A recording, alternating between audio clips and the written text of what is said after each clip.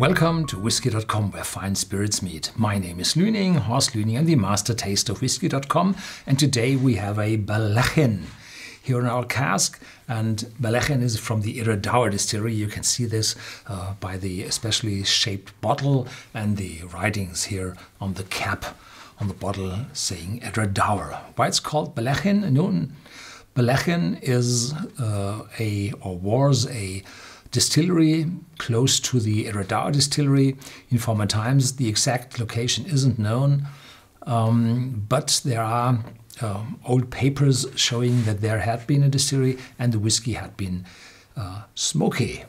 So Iredauer started to produce smoky whiskey 20 years ago, probably, and they said, or they found that name Ballechin and use it for their smoky whiskey from the Iredauer distillery. And this bottle is exclusively bottled for our company, and so unfortunately it's only available in Germany and Austria. And this one was matured in a refill sherry cask for the whole time of 11 years from 2008 to 2019, and the exact dates are distilled on August the 13th, 2008 and bottled on November the 26th, 2019. The cask number had been 200 and the outturn had been 676 bottles. Its natural color, its cask strength with 61.9 unchill filtered, and it's priced in the mid-70s. Euros, dollars, pounds. Yeah, Ballechin is heavily peated, and there had been several bottlings of Ballechin already out there, bottled in different casks, and this one is one of the very few with sherry cask maturation. And Iredauer has access to sherry casks because the Iredauer, well, is known for its sherry cask maturation for over 100 years. It was established. When was it established? Let's say that here somewhere. 1825. 1825. Yeah, and those sherry casks are, well, typically used for the normal Iredauer. Yeah, smokiness already there. And so it's very natural to use those sherry casks for the Ballechin as well. But most of the Ballechin and the normal Ballechin is not produced from sherry casks.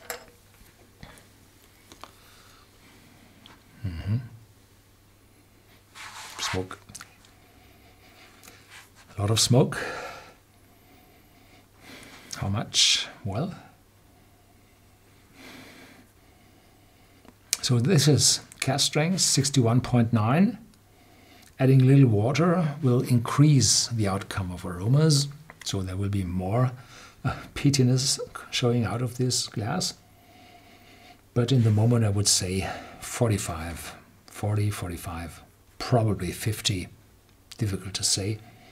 So this is a lot of smokiness, but not from the medicinal ones, from the hospitality, disinfection. No, this is, from my point of view, it's just a lot of bonfire smoke and for me, a pleasant smoke. I'm not a friend of this extreme stinky smoke, no. But a good, decent amount of smoke, I like that. And that together with a cask maturation, a special cask maturation, this is what I like. And this one is quite in harmony with the sherry cask. The sherry cask is not overwhelming because it's a refill sherry cask, but for refill sherry cask, the color is still very dark. Give a little bit of space between the white reflector and the bottle, then you can see the color better. So, and behind that, there is the sherry, not overwhelming,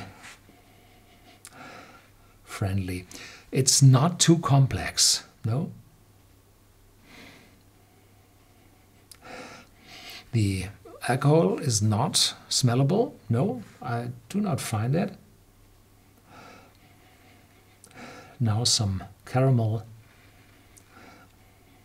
some fruitiness appears, but I don't think that it's the distillery fruitiness. I think it's from the sherry. But a refilled sherry typically does not give that much sweetness. No. Yeah.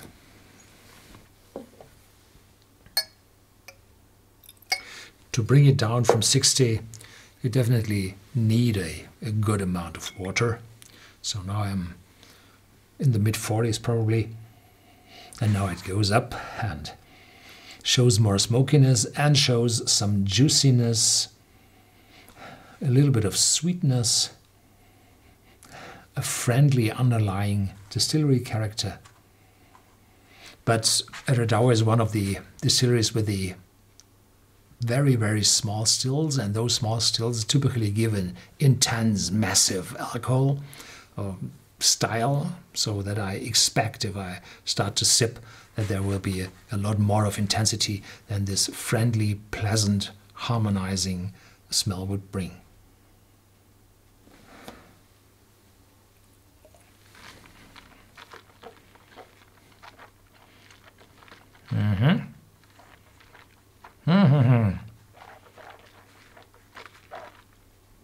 Yeah, with the water, I'm in the mid-40s, not too strong, but the spiciness of the oak appears, going around my tongue to the back. There's not a lot of bitterness in it. No, not at all. So no bitterness in it. And this shows that this cask is probably a ex-bourbon cask, sherry cask. So sherry cask not fabricated from European wood, but from American white oak. And this is quite typical for the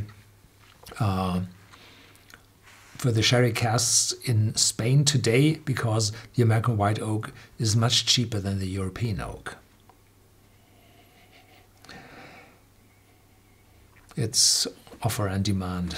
So the offering in Europe is a little small with those intense sherry casks, so they take the American ones, and they have so many oaks in the in the Midlands, in the flyover states, so that there is a lot of oak, American white oak, on the market. Yeah, the aftertaste is not too long. The smoke still stays on my tongue, a little bit covering the inside, cladding my mouth.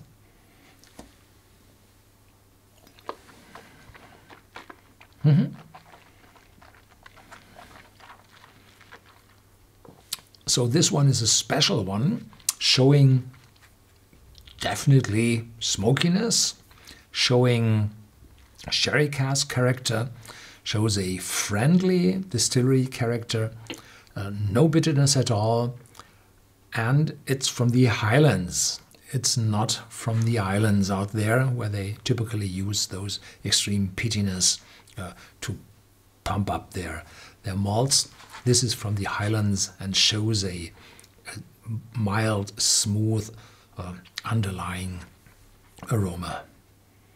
Yeah, this definitely is a whiskey for beginners as well, which like to have a taste of a little bit more intense whiskies.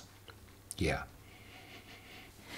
So don't forget to dilute this high ABV whiskey, otherwise the whiskey will tear out the water out of your cells and paralyze the tasting buds in your mouth, and you will taste nothing. Yeah, so water is definitely a must for this one.